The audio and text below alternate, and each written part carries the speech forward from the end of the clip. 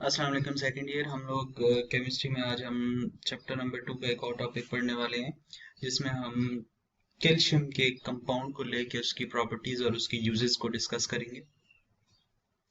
आज जो हमारा टॉपिक है उसका नाम है जी रोल ऑफ जिप्सम। हम जिप्सम के यूजेस चेक करेंगे, पहले तो एग्रीकल्चर में यानी ज़राअत के शोबे में और फिर इंडस्ट्री यानी सन्नत के शोबे में। ठीक है जी। हमारा मेन टॉपिक है रोल ऑफ जिप्सम। तो उसको दो कैटेगरीज में हमने डिवाइड किया है। एक तो हम उसको एग्रीकल्चर में डिस्कस करने वाले हैं और दूसरा उसको सन्नत यानी इंडस्ट्रीज के अंदर। सबसे पहले देख लेते हैं कि ये जिप्सम होता क्या है। Gypsum is a soft sulphate mineral composed of the calcium sulfate dihydrate with the calcium chemical formula CaSO4.2H2O. It is the widely main and it is used as fertilizers and as the main constituent of the main form of the plaster, blackboards, slide chalk and dry walls. एक उस definition के अंदर हमने calcium sulphate यानी कि gypsum को लेके उसके फार्मूले को डिस्कस किया, उसकी डेफिनेशन, उसकी फिजिकल स्टेट को देखा और दूसरा इसके कुछ यूजेस भी यहीं पे देख लिए। ठीक है जी।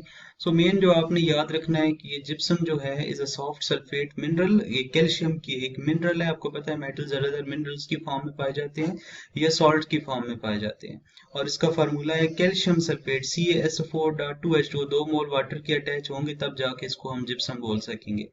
ये आपने इसकी डेफिनेशन में चीजें याद रखनी है। आप देख सकते हैं जिप्सम की पिक्चर।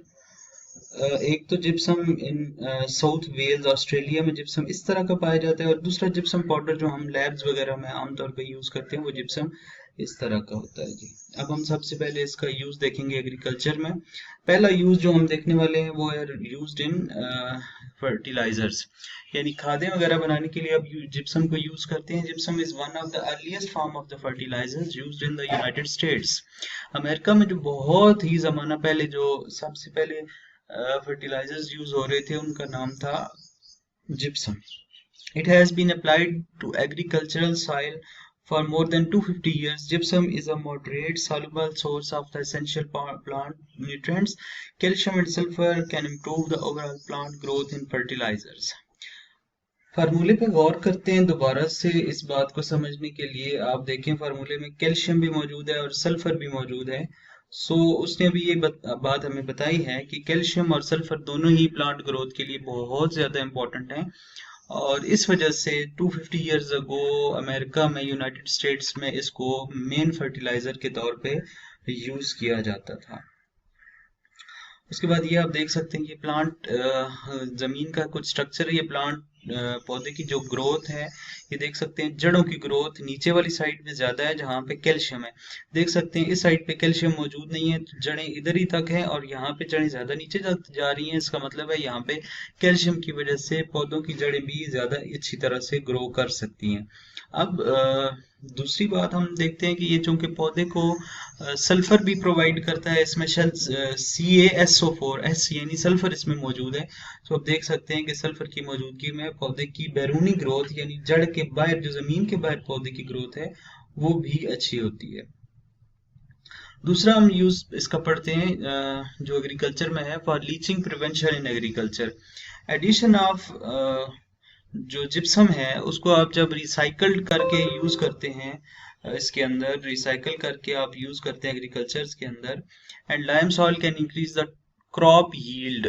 ठीक है जी। एक दफा जमीन के अंदर आपने फसल बो दी है तो उसकी मिकदार या यील्ड को इंक्रीज करने के लिए हम बोलते हैं कि जो आपका कैल्शियम सल्फेट है उसको यूज करना बहुत ही ज्यादा इंपॉर्टेंट रहेगा। The combination also decrease the leaching loss of the potassium and magnesium. Recycled gypsum improves the water use efficiency to 25 to 100% more water available. Recycle calcium sulfate gypsum treated soil than the non treated soil.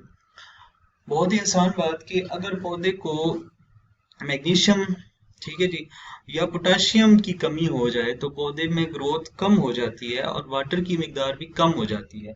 Gypsum क्या करता है, एक तो water की कमी को पूरा करता है जिसको हम बोलते हैं लीचिंग, और ये लीचिंग की कम जो है लीचिंग जब हो जाती है तो पौधे की ग्रोथ रुक जाती है। तो ग्रोथ को इम्प्रूव करने के लिए हम क्या यूज करते हैं उसमें कैल्शियम सल्फेट डाल देते हैं। तीसरा जो इम्पोर्टेंट यूज इसका हमने डिस्कस करना है वो ये है जी, as both has soil amendment and a crop nutrient source, the gypsum will remediate the sodic soil, help manage saline irrigation, water provide the calcium and sulfur crop nutrient, and improve the soil structure. All of these benefits occur at the different rates.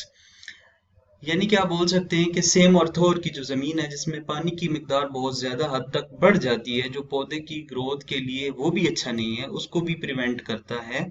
और chlorophyll चूंकि आपको पता है green colour का एक substance है जो कि पौधे के ज्यादातर प्लांट्स में जो लीव्स होते हैं उनमें पाया जाता है, तो लीव्स में लीव को आप इसी वजह से फूड फैक्ट्री बोलते हैं पौधे की।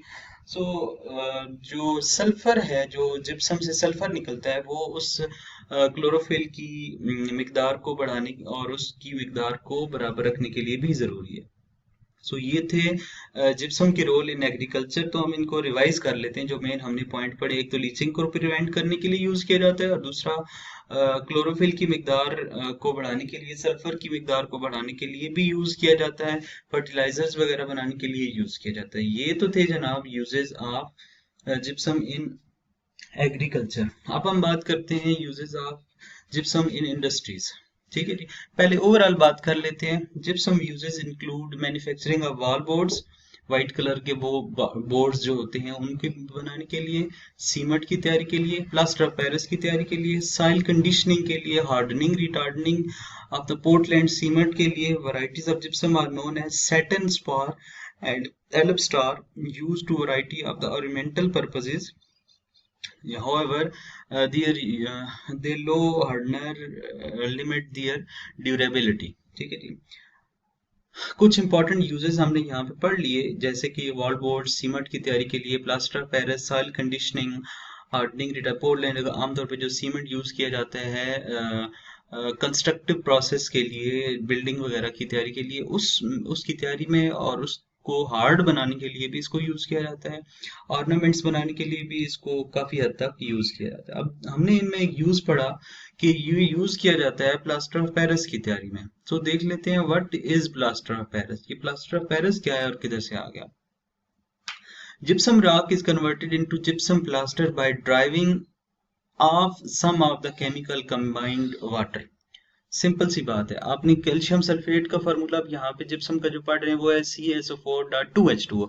उस 2H2O को हम इतना ज्यादा हीट करें उस फार्मूले को लेके कि उससे तकरीबन 1/3 या 1/2 वाटर जो है वो निकल जाए, एवोपरेट हो जाए, तो जो सेमी हाइड्रेटेड सब्सटेंस बच जाएगा उसको हम क्या बोलेंगे, प्लास्टर ऑफ पेरिस। अब ये प्लास्टर ऑफ पेरिस जो है इसके यूजेस को देख लेते हैं। प्लास्टर ऑफ पेरिस कहाँ पे यूज होता है जी। प्लास्टर ऑफ पेरिस को आप यूज करते हैं जी स्टैचुरी, स्टैचूज वगैरह बनाने के लिए, कॉइन्स, पुराने जमाने में कॉइन्स बनाने के लिए इसको यूज किया जाता था। ठीक है जी, यानी कि सिक्के वगैरह बनाने के लिए। Plaster of Paris in the building material use the protective and decorated coating of the walls, ceilings and moulding the casting decorated elements, यानी घरों में जो सीलिंग्स यानी छत और दीवारों की खूबसूरती बढ़ाने के लिए, उनको डेकोरेट करने के लिए और उनको प्रोटेक्ट करने के लिए भी प्लास्टर ऑफ पेरिस को यूज किया जा सकता है। The most common types of the plaster mainly contains the either gypsum, lime and the cement, but all work in a similar way. इसके अलावा use of plaster of Paris में हमने use in making the patient plaster, use in surgery and plastering the fracture प्लास्ट of the body. ठीक है, यानी कि अगर किसी की हड्डी फ्रैक्चर हो जाती है तो उसके ऊपर भी एक ये इस तरह का प्लास्टर चढ़ा दिया जाता है। तो जो प्लास्टर बनाया जाता है वो प्लास्टर ऑफ पेरिस की होता है, और ये प्लास्टर ऑफ पेरिस एक तो उस जगह को मुंजमद कर देता है, यानी कि वो आपको हिलने नहीं देता उस पॉइंट से, तो वो सारी बात है, आपकी हड्डी जो है वो एक ही जगह रहने की वजह से जुड़ जाती है। इसके बाद एलम में मिक्स किया जाता है इसको, और सीमेंट वगैरह की तैयारी के लिए भी यूज किया जाता है। इसके अलावा आजकल इसको इस तरह के डेकोरेटिव हैंड्स वगैरह बनाने और डेकोरेटिव पार्ट्स बनाने के लिए भी यूज किया जाता है। सो अब हमने सारे यूजेस को एक बार डिस्कस कर लिया है, अब हम इनको रिवाइज करते हैं। So revise use of gypsum in industries, coins बनाने में, स्टेचूज बनाने में, प्लास्टर ऑफ पेरिस की तैयारी में, हड्डियों के जॉइंट्स को जोड़ने में, रूफ डेकोरेशन के लिए, वॉल डेकोरेशन के लिए, chalk, black board sorry white board वगैरह बनाने के लिए, और डेकोरेटिव प्लेसेस पीसेस को बनाने के लिए इसको यूज किया जाता है। Thank you so much students, मिलते हैं नेक्स्ट लेक्चर में।